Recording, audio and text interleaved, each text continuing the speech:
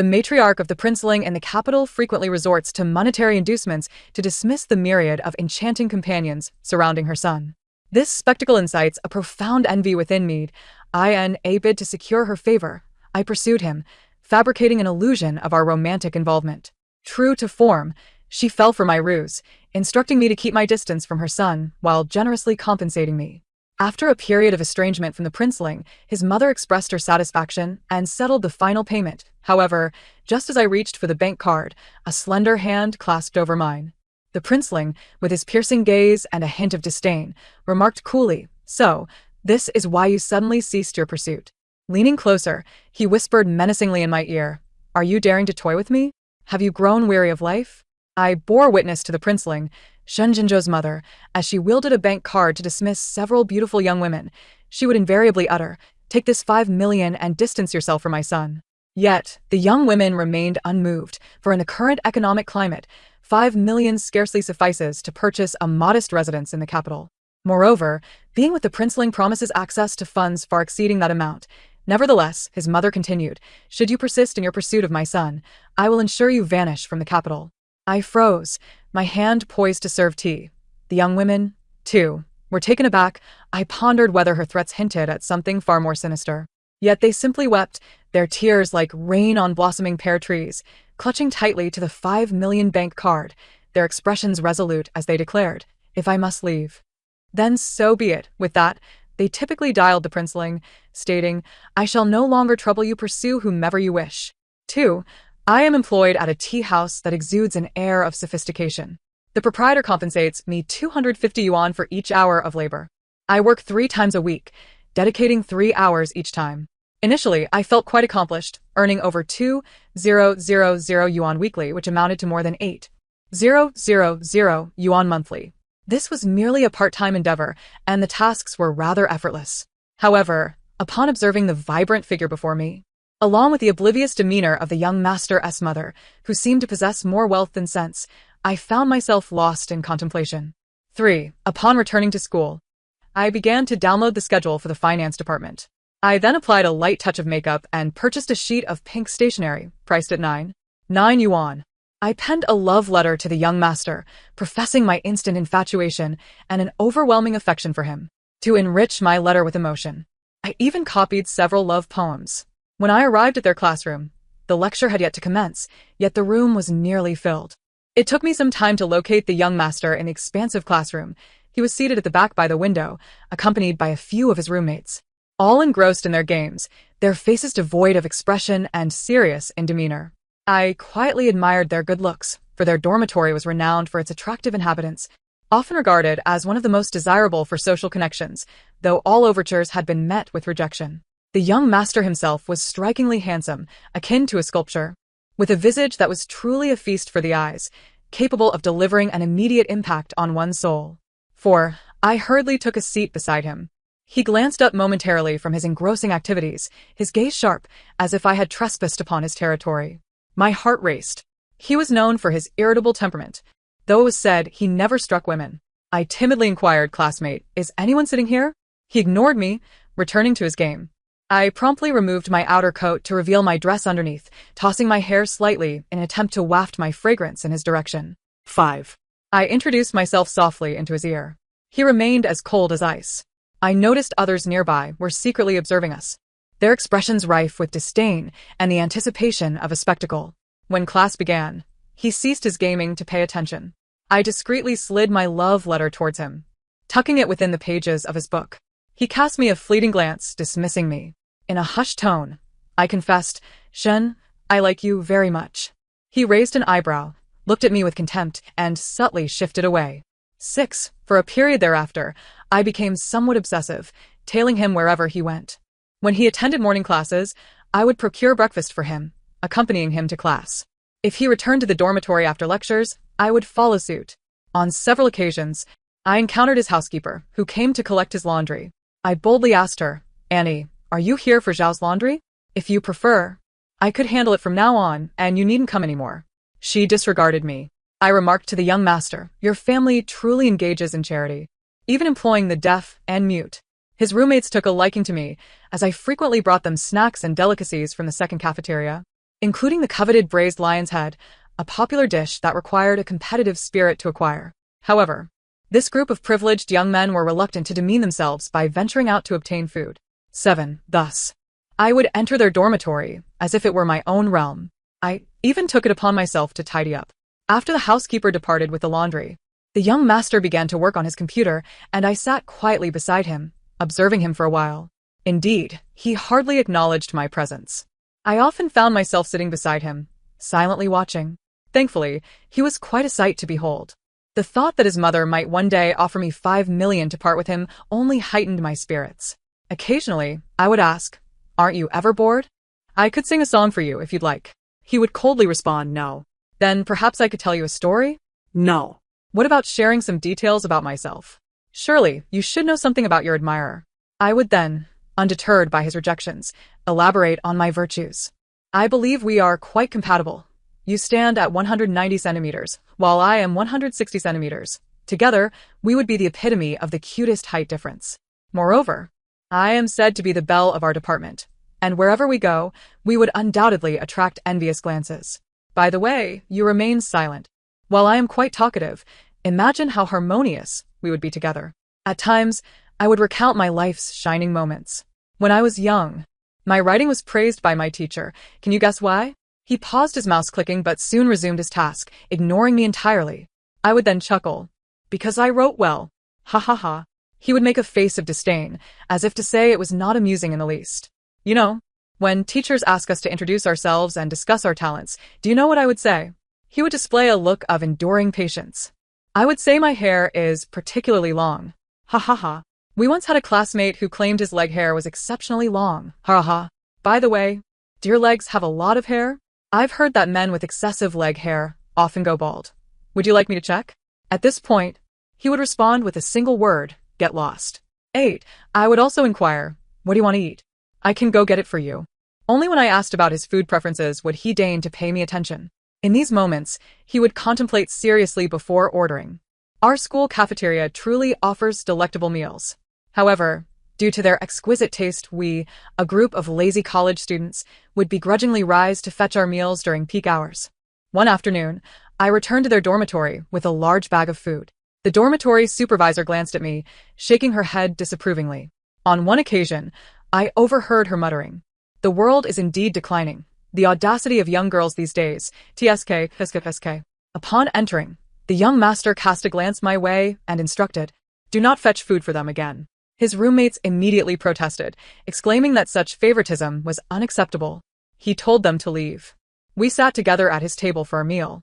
I felt as though I was making progress in my pursuit of him. The dynamics between us felt remarkably enchanting. After a month of interaction, one might say he is easy to pursue, yet he possesses an air of selective deafness and blindness, only hearing what he wishes to hear. Conversely, while it is said he is difficult to pursue, it is rumored that he does not allow anyone to sit beside him during classes. Yet, I could sit next to him daily, persistently bothering him. I could also openly claim my place in his dormitory, as I did now, expressing my desire to eat while watching a show, and he would hand me his computer. Sometimes, when he encountered particularly cringeworthy plot twists, he would cover his eyes and exclaim to his roommates, "I'm going blind." Nowadays, the ridiculousness of these plots is beyond belief. I would look at him disdainfully, remarking, "You've clearly never seen the world." I had a daily ritual of napping. After our meal, I would return to my dormitory. Before departing, one of his roommates winked at me, quietly informing me that Shen Zhaozhou's birthday was approaching. I realized I must orchestrate a grand confession of my feelings.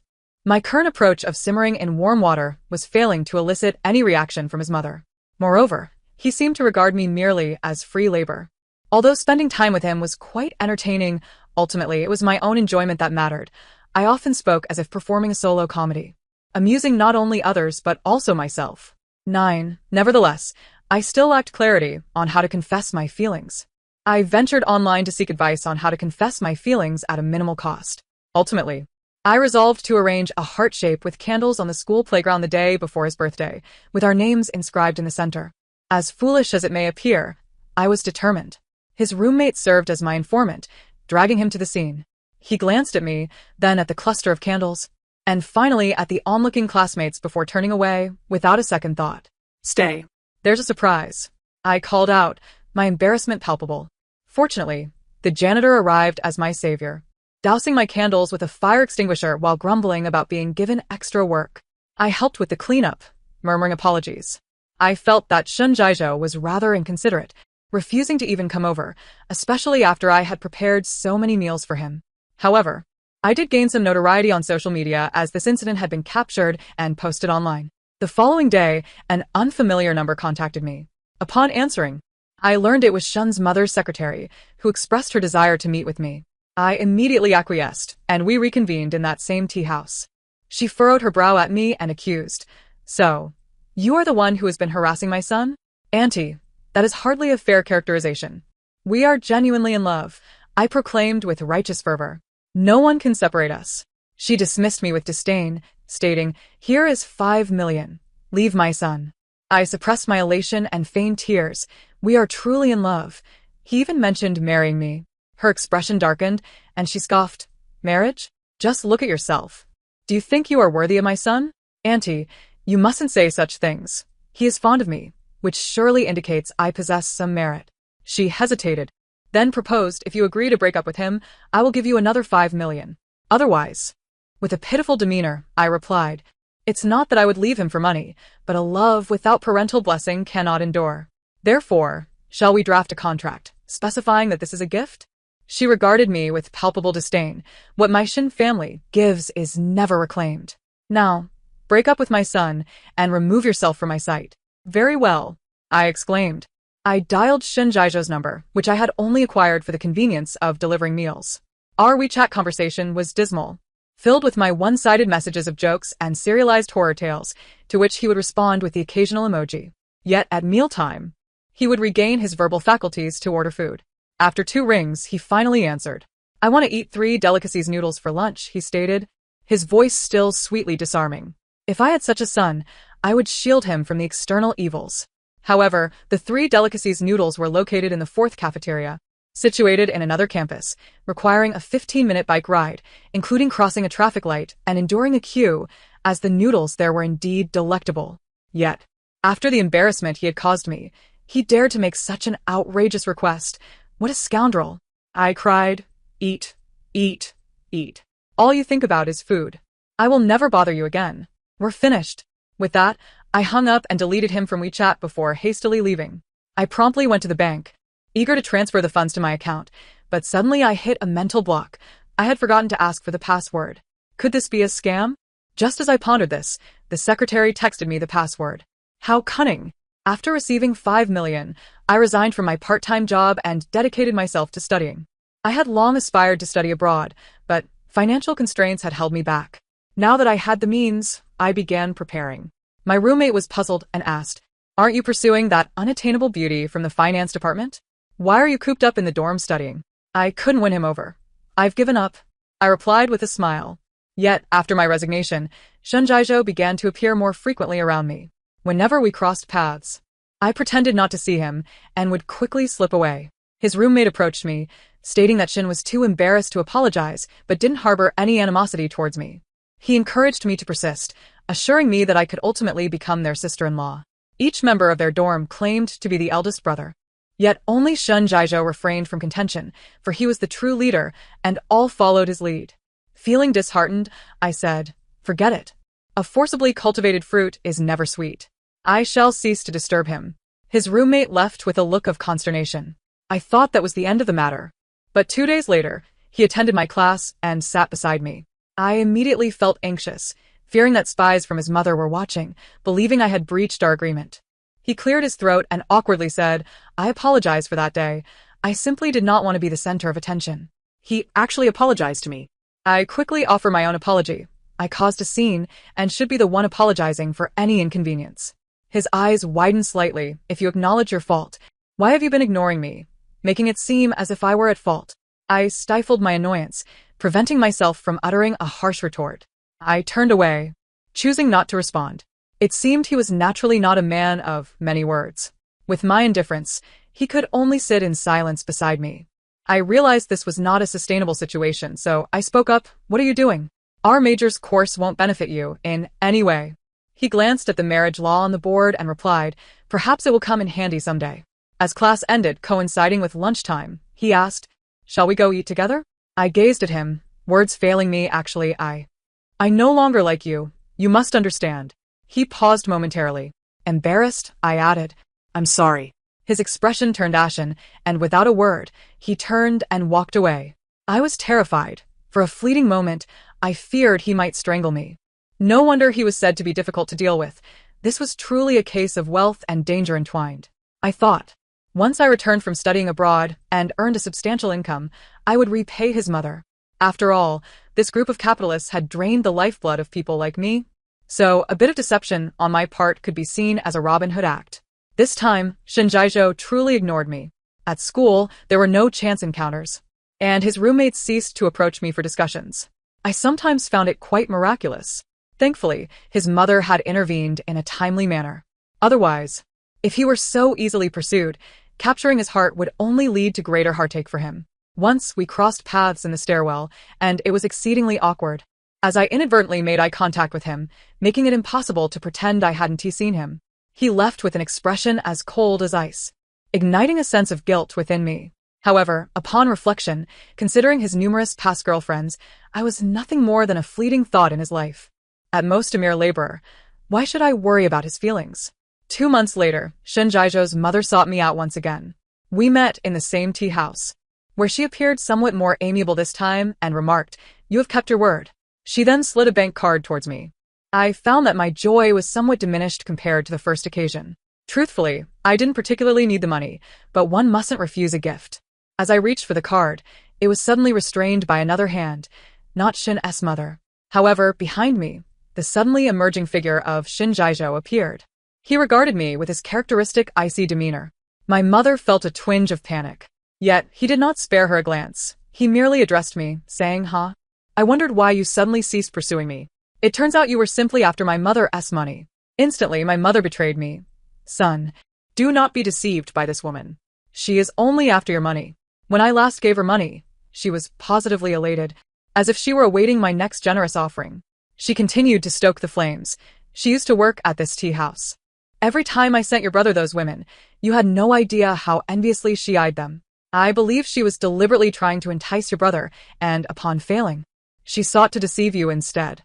Brother? The implications were overwhelming. I needed a moment to compose myself. Yet at that moment, Shinjaijo leaned close and whispered in my ear, "The last person who toyed with me has long since become fertilizer. Yunanja, are you tired of living?" I never received the final payment, for Shinjaijo had dragged me away. Before leaving, he instructed his mother, "Do not concern yourself with my affairs." That bank card lay abandoned on the table, forlorn. As he pulled me downstairs, I attempted to wrench my hand from his grasp but failed. Instead, he shoved me into his car. Startled, I queried, "You're not planning to silence me, are you?" He drove at breakneck speed, leaving me no choice but to remain silent. As we headed toward the school, I felt a semblance of relief. However, he halted the car in front of a villa and forcibly dragged me out. His expression was cold and furious. I felt a wave of regret, sensing he might actually harm me. So, upon exiting the vehicle, I immediately crouched down and clutched his leg, pleading, "Shinjaijo, I haven't done anything. I'll return every penny your mother gave me. Please let me go. I promise to disappear from your sight forever." His impatience grew as he effortlessly lifted me from the ground and thrust me inside. I clung desperately to the iron railing by the door, refusing to enter. He wrestled with me, determined to pry my hands free. "What do you want from me?" I exclaimed, a mix of fear and anger coursing through me. "I've served you for so long. How can you be so heartless? You dare to mention the past? You think you can toy with me, Yunanja? Do you have the audacity to play with me? What do you intend to do?" I insisted. "I will not step inside. If you kill me, at least I'll leave some evidence behind." He sneered, exerted force on my wrists, and I was compelled to relinquish my grip. Then, he dragged me into the house and, to my astonishment, proceeded to bind me with rope. I never imagined that my momentary greed would lead to my first experience of abduction. And the one who had kidnapped me was a well-known scion. Bound to the sofa, I faced him as he sat opposite, his countenance dark, seemingly contemplating how to dismember me. My pleas for mercy shifted to furious outbursts, yet none of my efforts could soften his expression. After an afternoon of staring each other down, exhaustion overtook me, and I dozed off on the sofa. Upon awakening, I found myself in urgent need of the restroom. He remained seated, lost in thought. How long do you intend to keep me bound? I need to use the restroom, I stated. He glanced at me, unfazed. You are a criminal now. Do you dare make demands? If I'm a criminal, then you've certainly reaped the benefits. Haven to you? I've been laboring to prepare your meals daily, and I even have to serve your roommate. Besides, I've already said I'd return your money. This money, I truly have no fortune to enjoy. Recalling his mother's mention of a brother, I suddenly realized I had undoubtedly pursued the wrong person. Observing Shun Jiazhou, I noted that apart from my persistent presence, not even a mosquito lingered near him, starkly contrasting with the debonair playboy reputation he was rumored to possess. I had undoubtedly entangled myself with the wrong individual. If it were his brother, I was certain things would not have escalated to this point. Thus, unable to restrain myself, I exclaimed, I now realize I pursued the wrong person. Had I known, I would have sought out your brother instead. Would it suffice for me to apologize to you? If you're still unsatisfied, I could continue cooking for you for an entire semester. Mentioning his brother only deepened his scowl. So, it is true. As my mother said, you pursued me solely for money, intending to chase after Shin Ian instead? I involuntarily flinched. Yet, his expression suddenly shifted, as if his mood had improved considerably. He even untied the ropes binding me. I found myself baffled by his unpredictable nature. The daylight had faded into darkness by the time I emerged from the restroom. I asked him, may I leave? What would you like to eat tomorrow? I'll prepare your meals as a form of atonement for the money your mother provided me. What she gave you is none of my concern. He replied with a smile. It was the first time I had witnessed him smile. I had always believed him to be expressionless. His smile was striking, albeit cold. He then stated, I accept your confession. From now on, you shall be my girlfriend. How delightful, is it not? More shocking than delightful, I thought. He placed a hand on my shoulder and whispered in my ear, I will make you regret ever crossing my path. I could not suppress a shiver. Am I allowed to refuse? What do you think? Being confined here or being my girlfriend? Choose one. A wise person does not suffer unnecessary losses. Besides, with his striking looks, the definition of loss was certainly relative. Thus, I replied, very well, I shall choose to be your girlfriend. Yet, I underestimated the depths of Shun Jiazhou's shamelessness. Upon our return to school, he brazenly paraded me around. The admiration of others was palpable. Furthermore, his demands escalated significantly. Whenever I had no classes, he would summon me without delay. Initially, I was disinterested. Since we had openly severed any pretense, why should I continue to serve him? I was no fool. Therefore, I ignored him and focused on my studies in the library. However, my brief period of contentment was short-lived. As he intercepted me in the library, he bore no anger, merely watching me with an unsettling intensity. I scrunched my nose in response. I need to study for exams. Although we are now in a relationship, we should not interfere with each other's lives. He nodded, of course. As he spoke, he opened a box and presented me with a gift, saying, we are now a couple. This is for you. It was a bracelet, quite aesthetically pleasing. Before I could decline, he seized my hand and fastened it onto my wrist with a decisive click. I gazed at it in confusion, realizing it had a combination lock. Panic surged within me as I discovered I could not remove it. Yet, I maintained my composure and queried, what kind of overly ostentatious bracelet is this? He draped his arm over my shoulder, forcibly leading me away, and remarked, there are even more ostentatious things. We dined out, a peculiar experience.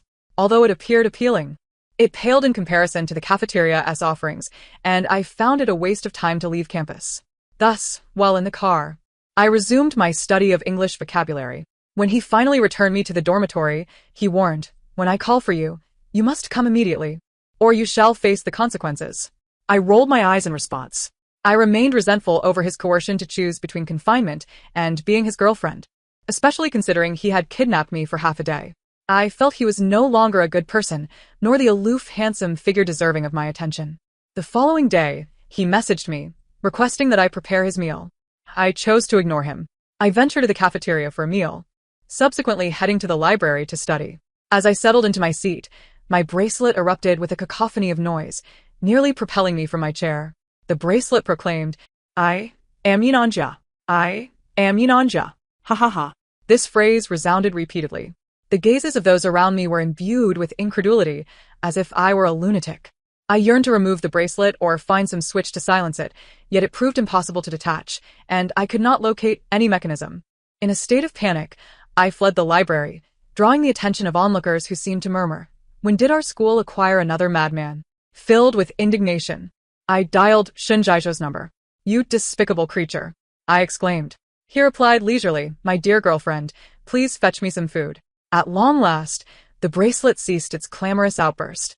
After procuring my meal, I ventured to the boys' dormitory, contemplating that I ought to suggest to the school a prohibition on girls entering the boys' dorms. This way, I could avoid seeking out Shinjaijo. Upon entering his dorm, his roommates teasingly referred to me as sister-in-law. I responded with a nonchalant "oh." I tossed the food onto his table, seething. "Do you have any idea how embarrassed I just was? How can you be so cruel? Knowing how many people are laughing at me right now." He flashed a feigned smile, with dimples adorning his cheeks, which only served to infuriate me further. "It's mutual," he retorted. After delivering the meal, my temper flared. "Can I leave now, you young master?" "Not at all." His roommates curiously observed our exchange, their eyes seemingly questioning when I might rise up against my oppressor.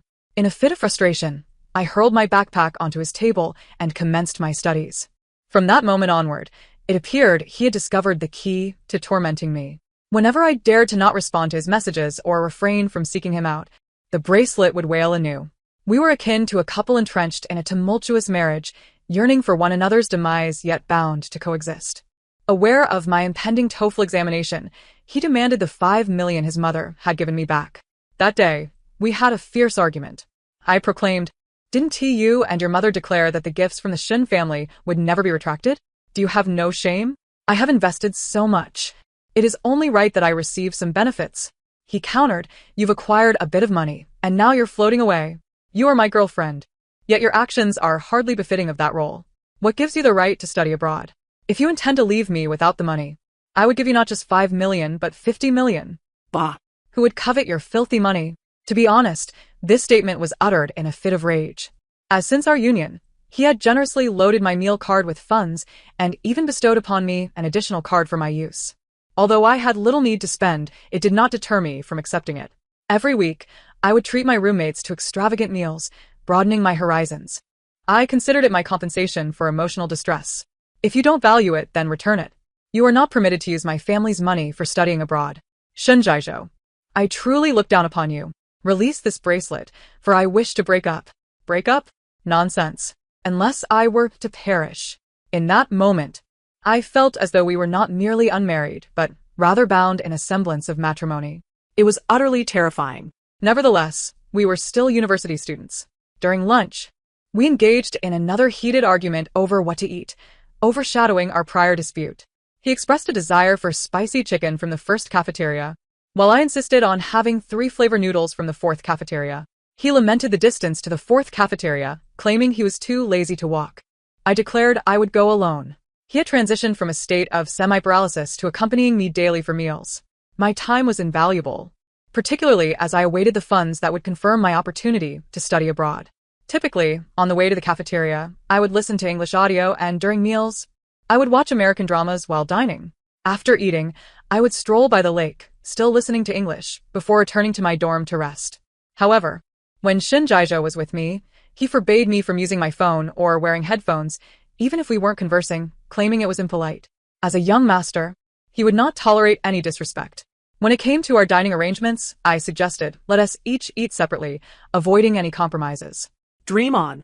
Ultimately, he dragged me to order a portion of spicy chicken, which we then took to the 4th cafeteria to enjoy our noodles. My suggestion to the school was swiftly adopted. Girls were henceforth barred from entering the boys' dormitories. Following this announcement, Shinjaijo proposed, let us move out and cohabit. I regarded him with a gaze reserved for the mentally unstable, asserting, I refuse to engage in premarital relations. He scoffed at my response. Yet, he disregarded my objections and forcibly arranged for my dormitory withdrawal. This incident led to a fierce argument with the dormitory supervisor, as I believed the school's policy on dormitory withdrawal was deeply flawed, allowing anyone to arbitrarily evict another. However, residing in Shinjaijo's villa offered certain advantages, such as an independent bathroom, eliminating the need to bathe in a communal washroom, which was quite convenient. I inquired of Shinjaijo, did you also bathe in the communal washroom at school? Indeed, he raised an eyebrow and asked, are you interested in using the washroom? You could join me in my room for a shared bathing experience. recreating the atmosphere of the communal bath. How absurd. Just before the winter break of our junior year, he mentioned that everyone had organized a trip together, referring to his roommates and a few friends. Each of them brought along their girlfriends. I was reluctant to attend, yet he adamantly refused to accept my refusal. The more I resisted, the more he insisted on going against my wishes. The time spent arguing with him was an egregious waste of my life. We traveled to his family's resort nestled in the mountains. With the snowfall blanketing the surroundings in white, the air in the mountains felt distinctly different from that of the city. There were ski resorts and racetracks, with many indulging in skiing. He asked what I wished to do, and I expressed enthusiasm for skiing. We thoroughly enjoyed ourselves.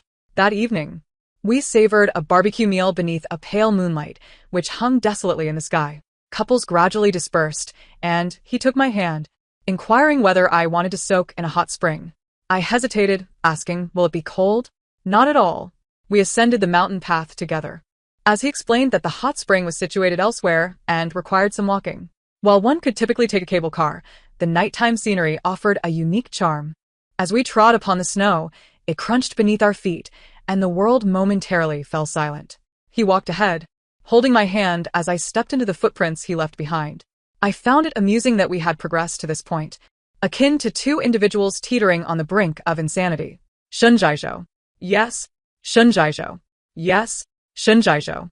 Yes. Shunjaizhou. Yes. Why are you so easy to pursue? I couldn't help but laugh. You are far too easy to chase. How can they still dare to call you a lofty flower? As I spoke, I abruptly halted my steps.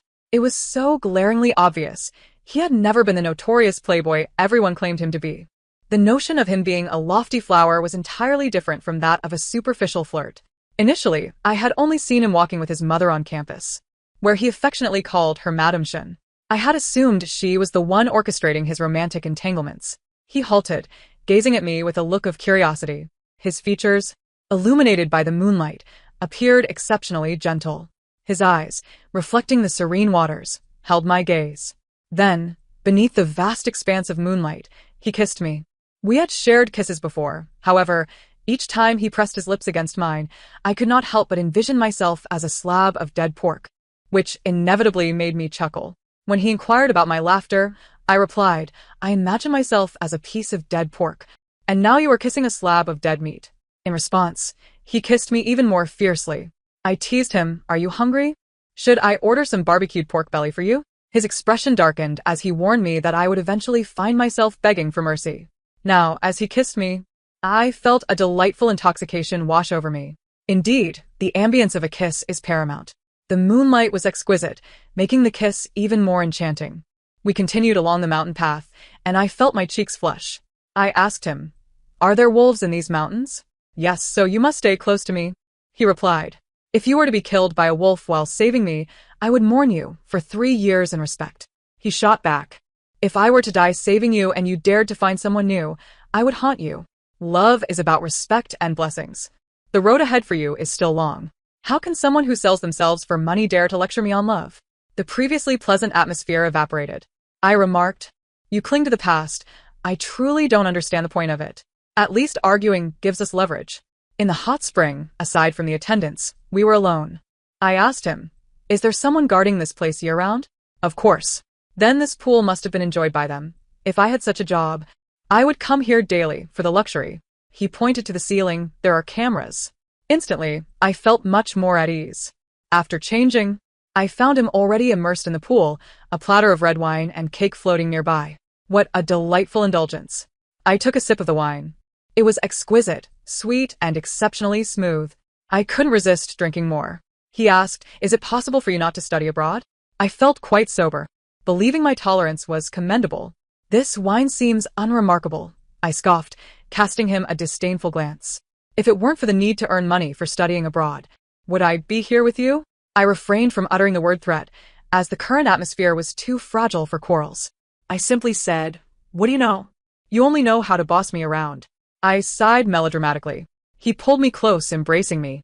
In the past, I would have had to struggle to earn such a sincere embrace from him, but now I felt slightly dizzy and leaned against him comfortably. "Aren't you still studying for your master's and doctorate in the country?" "But I want to experience life outside. I want to see how others live." "And if you leave, what becomes of me?" You're not my child needing milk. I can go wherever I please. I heard him snicker coldly. I turned to him, pinching his cheek in discontent. Don't be so sarcastic or you'll regret it. If you keep sneering, I'll hit you. His eyes sparkled in the misty water. I caressed his features. He was undeniably handsome. Then we kissed again, leaving me increasingly dazed. After changing back, I still felt rather lightheaded. This hot spring can't be toxic, can it? It's making my head feel so heavy. After drinking so much, you're not acting like a drunkard. It's all due to the quality of the wine, he replied, taking my hand to lead me back to the room. Looking up at the moon, I marveled at its magnificent size. The air was crisp, yet not overly cold. Noticing my hesitation, he also gazed at the moon. I confessed, boyfriend, I actually quite like you. Watching the moon with you brings me joy. I feel the same. Could you carry me back? I'm finding it hard to walk. He hoisted me onto his back, retracing the path we had taken. Surrounding us were sparse trees, and the snow crunched beneath our feet.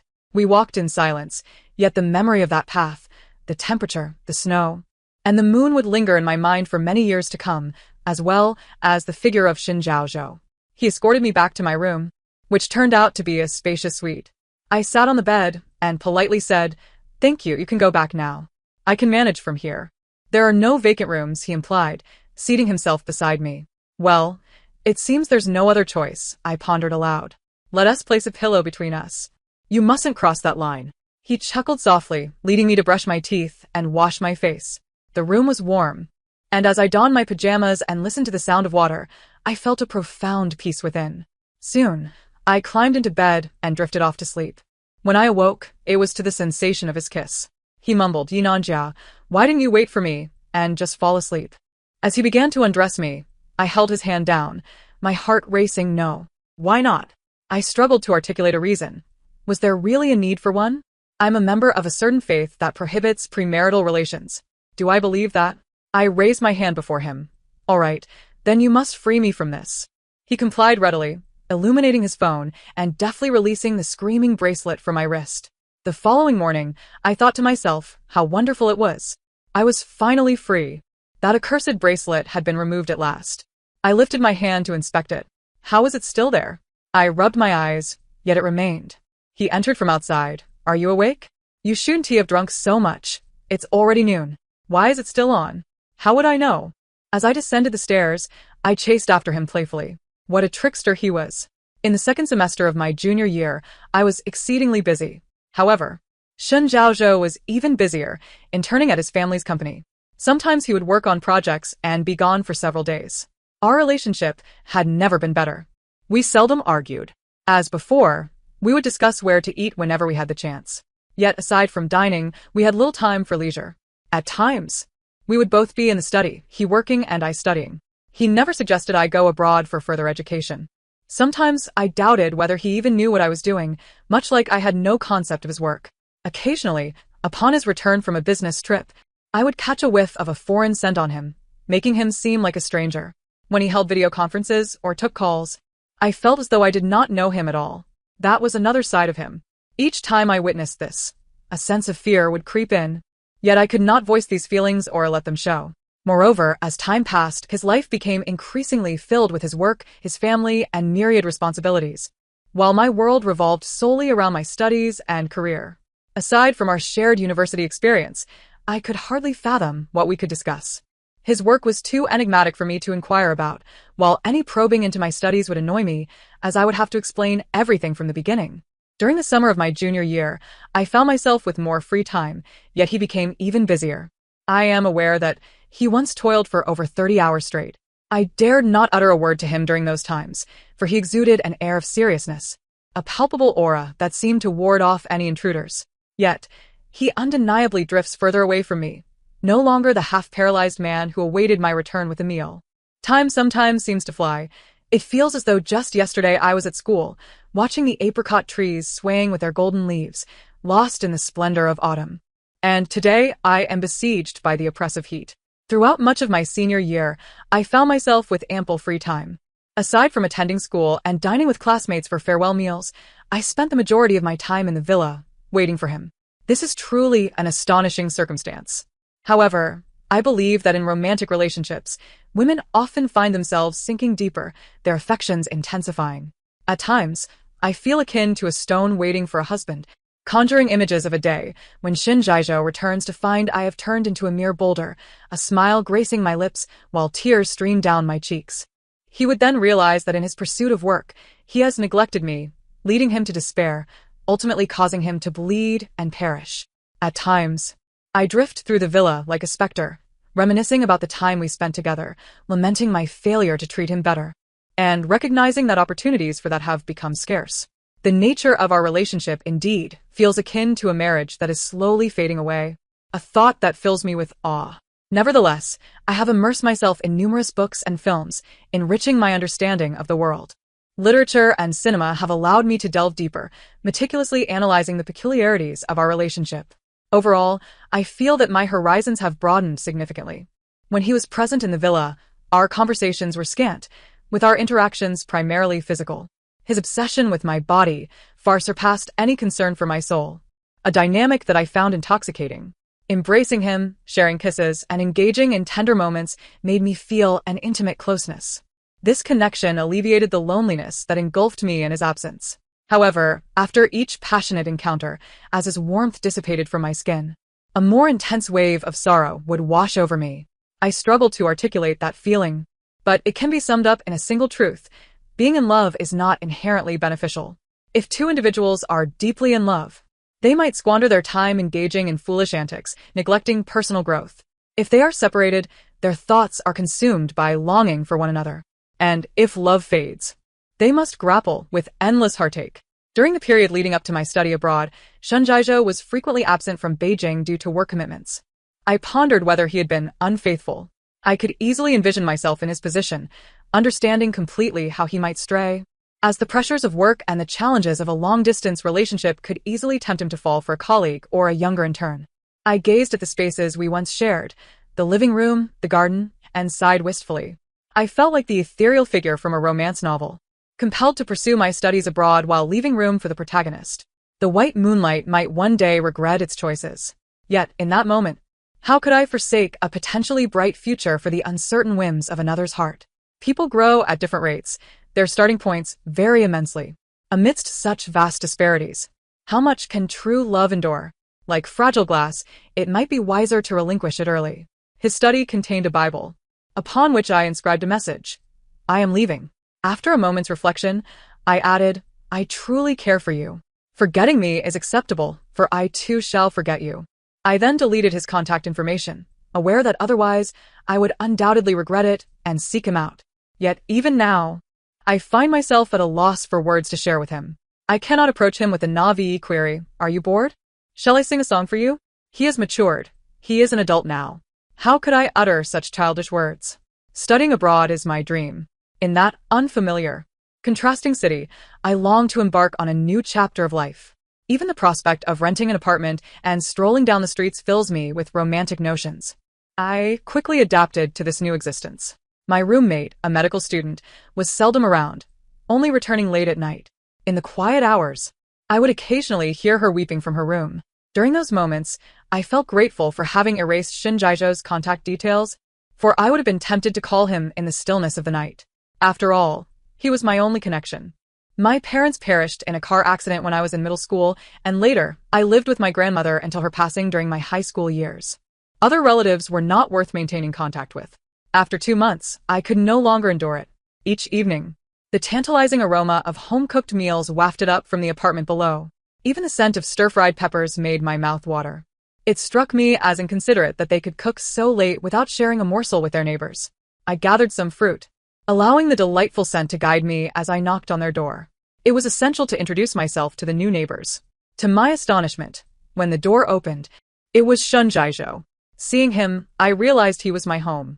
I yearned for his scent, his warmth, his embrace, his voice, and the sound of his breathing. I could not fathom why I had left him, just as I could not understand why he had suddenly matured and grown so much. As I stood there, tears welling in my eyes, gazing at him, my ex, Shin Jaijo, callously presented a large plate of tantalizing sweet and sour ribs to a dog. The dog devoured it with delight. Just yesterday, I had felt sympathy for it, seeing it as a stray, sharing in its plight. Yet today, it feasted on a dish I had longed for. Shinjaijo looked at me and blandly inquired, "Excuse me, what is it you need?" I was taken aback, realizing how harsh he had become. However, considering the delightful aroma in the air, he surely could not have intended to feed all the food to the dog. I offered him the fruit, my voice trembling as I said, "I came to introduce myself to the new neighbor." "I do not eat food from strangers," he replied. I found myself at a loss for words. I clung to him tightly. Even if he struggled to free himself, I would not let go. We wrestled for some time until someone suggested calling the police to help him. Only then did I reluctantly release him, tears streaming down my face. "Yi Nanjia, you come here to study, and your idea of a good time is to run to someone's door in the middle of the night, throwing yourself at them? You have no idea how much I miss you. My life has been miserable without you." I poured out my woes, forgetting entirely about my initial intention to ask for food. The professors teach so quickly, I find it incredibly challenging. I have to read and write so much every day. I have no friends, and I think of you constantly. I want to call you, but I assume you have moved on. If I reached out, you would surely mock me, considering I was the one who left. "Why are you telling me all this?" he said, his face taut. "I'm not anyone to you." I looked at him in shock. "Aren't you the one who wanted to reconcile? Otherwise, why would you be cooking downstairs, luring me in? Do you think I'm a dog to be toyed with?" He replied, his expression darkening. "You want to reconcile one moment, and the next you want to break up? You come when you please and leave when you want." I gazed at him, sorrowfully stating, "A breakup is permissible, but please share some of the meals you've prepared. I long for the taste of home-cooked dishes, and I cannot bear to be deprived of both sustenance and companionship." Eventually, he relented and allowed me entry. The stray dog was banished. His abode was remarkably clean and orderly, in stark contrast to the cluttered space I resided in. I felt a profound appreciation for wealth, as it manifested itself in every corner of his home. "When did you learn to cook?" I inquired after devouring a hearty meal. "What brings you here?" I came to witness how wretchedly some individuals, who left me, are faring. I had regained my composure, and the delightful aroma of the food had completely dispelled the initial sadness that had enveloped me. I proudly proclaimed, "You shall be disappointed. Although I have encountered numerous challenges, none shall conquer my spirit." He inhaled deeply and implored, "Come back with me. Let us marry at once." What meaning does solitude hold for you while studying here? If one's heart feels lonely, it will remain so, regardless of the surroundings. Furthermore, living together feels akin to marriage, while I find that existence both solitary and romantic. I wish not to relive it. That evening, I did not return upstairs. Shinjaijo remarked that I had feasted upon his culinary creations and demanded recompense. After our passionate encounter, the previous loneliness had vanished, for upon awakening, he still held me tightly, unlike before when he seemed preoccupied with the rigors of a presidential campaign, disappearing each time I awoke. Shinjaijo remained here for 5 days before flying back home. He declared that if he did not return soon, his brother would presume he could do as he pleased. On the day of his departure, I clung to his leg, crying out in despair, "You must come back to see me soon, or I shall perish from hunger." Following our reconciliation, I felt a lightness in my heart, and life appeared full of promise.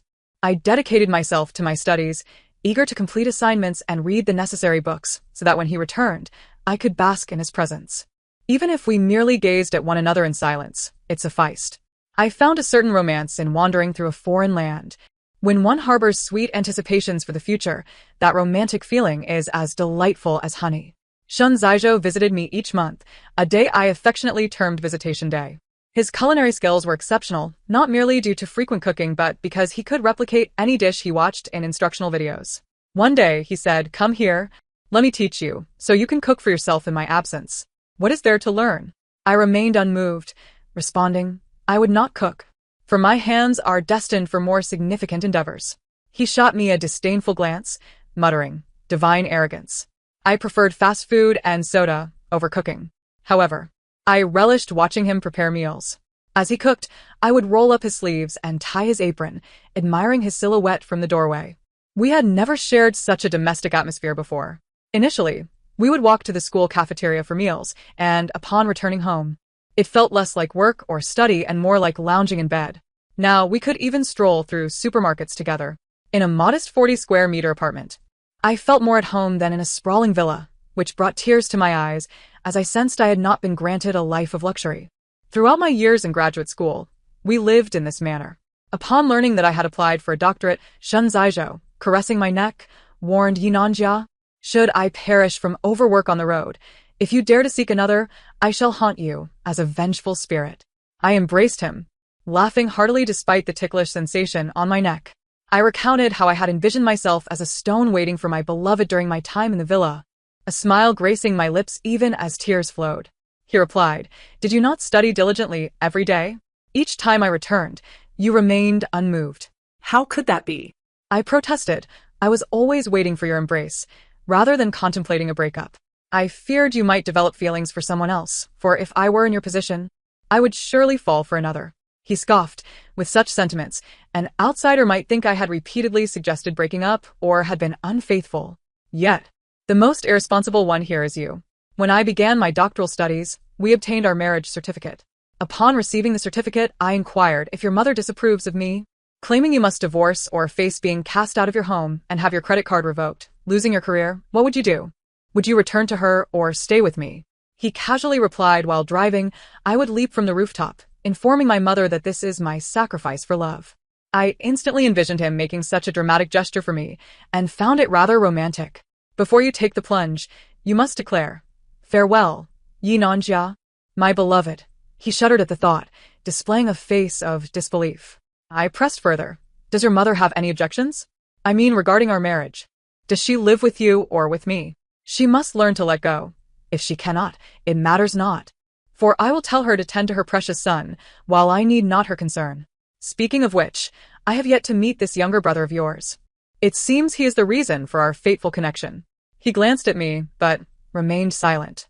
I sensed that his relationship with his brother was likely strained, as the eldest in a two-child household often receives less attention.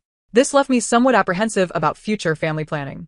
To expedite my graduation and return home, I immersed myself in my studies, leading a fulfilling yet hectic life until he visited again. He was taken aback, exclaiming, Yinanjia, how have you gained so much weight? I was equally startled, retorting, I haven't gained weight. We have only been married a short time, and you already find me unappealing? I have yet to comment on your scruffy appearance. This matter sparked a heated debate on our way back. He insisted he was merely stating facts while I accused him of personal attacks. I accused him of nitpicking, and I had no intention of mentioning his unkempt beard. Winter had set in, and upon arriving home, I quickly shed my coat to examine myself in the mirror. To my surprise, I had indeed put on a bit of weight. I pinched my flesh and remarked, I must have indulged in too much junk food. You have no idea how taxing my studies are each day. He scrutinized my waist and asked, You aren't pregnant, are you? I hurried to check, and lo and behold, I was. We sat on the sofa in silence, both feeling the weight of the moment. After a while, he suggested, perhaps you should take a break from your studies? Why? Take a break, return home, and I will care for you. Why not you halt your work instead?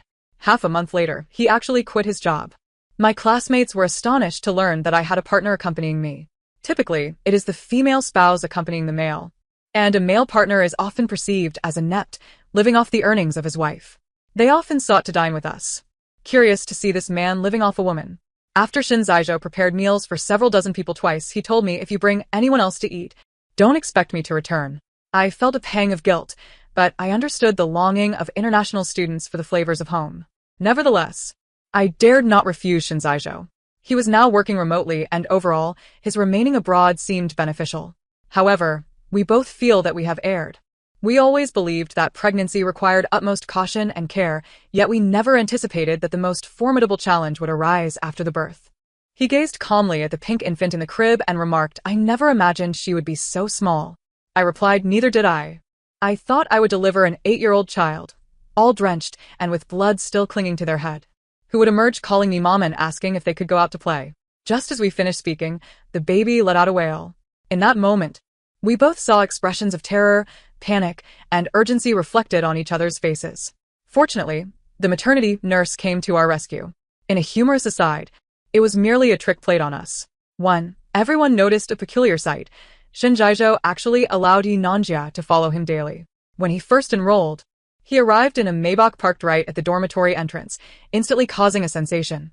He was undeniably handsome, attracting numerous female admirers. Many pursued him with the hope of success, while some even chased multiple prominent figures to maximize their chances. These were astute students. well aware of the principles of investment return. At that time, Shun Jiazhou found these pursuits utterly detestable. He even summoned bodyguards to disperse them, threatening to toss anyone who dared disturb him into the water. Behind his back, they muttered disdainfully about his arrogance, questioning what made him so special. Yet, this tactic proved effective. No one dared to bother him. He forbade anyone from sitting near him, as he loathed the scent of human presence. Yes, the scent of humanity, which he found utterly repulsive. He resided in the dormitory to avoid returning home, where his mother's incessant nagging drove him to distraction. Regardless of where he stayed, his mother always sought to shower him with her overwhelming maternal affection. Only the dormitory provided him with the peace he craved. Thus, a maid visited daily to clean his space, which was even tidier than the girls' dormitory. 3. Such a person surprisingly did not dismiss the girl by his side. Many lamented, realizing they should not have given up so soon or perhaps attempted to pursue him at a different time, for it turned out he was rather easy to win over. Until Yi Nanjia stopped coming around. A few audacious girls approached him again, attempting to curry favor. He coldly retorted, "Get lost. If you don't, I shall teach you what manners and upbringing truly mean." His gaze was terrifying, deterring anyone from attempting to jest in such an oppressive atmosphere. 4. Shun Jiazhou felt deceived. Initially, he thought that after a period of being pursued by Yi Nanjia, he would reluctantly acquiesce, as he did not find her bothersome or irritating. Besides being a bit dull, her relentless affection for him, as if her very existence depended on it, was rather gratifying. He wondered why he had not noticed her sooner, or allowed her to pursue him earlier, feeling he had squandered over 2 years of university. Each time he listened expressionlessly to her ramblings, he secretly relished the attention. However, having read online advice cautioning against making oneself too easily available when pursued, he rigidly adhered to this rule, determined to make Yi Nanjia perceive him as exceedingly difficult to win over, so that she would cherish him. Yet, this obstinate woman was merely after his mother's wealth. Indeed, his mother's wealth, not a mere insult. 5. He felt bewildered, angry, and infuriated, akin to a naive young woman whose emotions had been toyed with by a scoundrel. He longed for mutual destruction. Yet the other party did not even shed tears or fabricate sorrowful tales of familial illness to deceive him. They didn't even bother to lie. His anger intensified as he felt his pride trampled underfoot, repeatedly crushed by her actions. 6. This would not do. He was a scion of nobility. In this capital city, everyone should cater to him, yielding to his every whim. She must love him. After all, it was she who initiated the pursuit. One must be held accountable for their actions or make amends. Otherwise, he would have her dismembered and preserved in formaldehyde. 7. However, after some time, he matured slightly. He no longer wished for mutual destruction or to turn her into a specimen. He found contentment in being with Yi Nanjia, despite her constant studying. 8. Their relationship advanced rapidly under the moonlit night. He found himself increasingly addicted to her presence. He believed that his way of expressing love was through action. Yet, Yi Nanjia yearned for his endless embraces and affection. Shun Jiazhou, however, lacked the luxury of time. He was perpetually busy, always in haste to depart. 9. They were perpetually missing each other. When one's feelings turned to ashes, the other burned fiercely. He discovered that she had blocked him. It was utterly infuriating. How could she act so? If he had to suffer, she would not have it easy either. He resolved that even in death, he would not let her off the hook. Both were quite particular about their culinary preferences. He was determined to see just how happy she could be. He would cook, and in her presence, toss the food to the dogs, denying her a morsel. 10. She clung to him, weeping as if the heavens were collapsing. A twinge of sorrow stirred within him. His girlfriend truly could not bear to be without him, even if her words often drove him to the brink of exasperation. 11. What could be more vital than securing his girlfriend as heart through her stomach? If there were anything more, it would be to capture their daughter as heart. Epilogue. Shun Yizhen, the little one. 1. When Shun Yizhen first returned to the country, she obediently nestled in her father's embrace, her curious eyes darting about. Her parents were once again embroiled in an argument. Her mother chastised her father for having cut her hair. Indeed, Shun Yizhen once possessed a long, lustrous mane of black hair, quite beautiful. Her father would style it into delightful arrangements. Yet, he insisted that upon returning home, she must prepare for school. With his work commitments, he could not devote endless time to her. Thus short hair was the most practical solution. Shun Yizhen felt indifferent, as she believed her father was always right. She felt closest to him, convinced she had emerged from his very being. Though her mother insisted, she was the one who gave birth to her. 2. Her mother was perpetually busy, leaving her and her father at home. Occasionally, she felt pity for both herself and her father, sensing a lack of maternal affection from her mother. She also believed that both she and her father were unfortunate, especially since her mother could be quite stern, forbidding her from doing this or that. She would scold her father, claiming he could not even care for the child properly. Of course, her father would retort, arguing that not only was her care inadequate, but she hardly paid attention at all. Naturally, their quarrels would be forgotten soon after, as her mother would cling to her father, or he would seek her out, and they would embrace affectionately. These were scenes she had witnessed as a child. They presumed she was oblivious to their dynamics. They even spoke ill of her at times. Her mother would say, "Don't you think she isn't as good-looking as either of us?" Her father would agree, replying, "Honestly, I once doubted whether she was truly my child." This statement earned him a swift reprimand from her mother. 3. Shen Yizhen quickly forgot her childhood memories.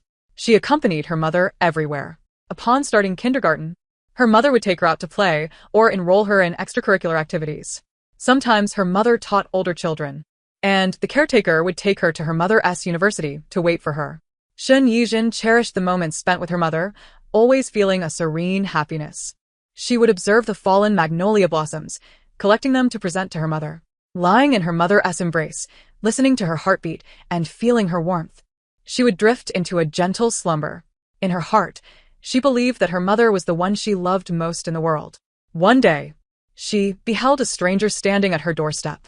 Startled, she gazed at him in bewilderment, for she was engrossed in molding clay to construct a castle. The stranger scooped her up and showered her with kisses, leaving her face drenched in his saliva. Memories of the cannibal stories her mother had read to her flooded her mind, and she feared he intended to devour her. Overcome with terror, she wept, convinced she would never see her mother again. Her mother dashed out of the house upon seeing the man, and in an instant, she leapt towards them. She found herself caught in the middle, utterly uncomfortable and still crying. Shen Yizhen resolutely resisted being embraced by the stranger, yet her mother reassured her. "Jinjin, he is your father. Have you forgotten your own father?" Then, her mother burst into laughter. The stranger appeared distressed, his gaze lingering on her with affection as he coaxed. "Sweetheart, I am your daddy. I have nurtured you through thick and thin. How could you forget me after just 2 months away on a business trip?" Her fear intensified, and she burrowed deeper into her mother's embrace. Shen Yizhen repeatedly sought confirmation, clutching a photograph of her father to verify the stranger's identity. After confirming that he was indeed her father, her mother treated the incident as a humorous anecdote. Shen Yizhen found herself somewhat perplexed, for this incident underscored her poor memory and the ease with which her father faded from her thoughts. Though once she recalled him, she clung to him affectionately. Nevertheless, this caused her father an ineffable pain, leading her to believe her mother somewhat reveled in sprinkling salt upon their wounds. Fortunately, her father soon ceased to travel frequently for work. Whenever he did venture away, he would take her along, much to her mother's chagrin, as she would insist it would make her ill. Her father promised to provide her with the most comfortable journey. Ultimately, they concluded that divorce was out of the question, for it would incite a fierce battle over her custody, potentially leading to one harming the other. Frequently, she could only watch them in a daze, unable to comprehend their actions. Yet she adored this world.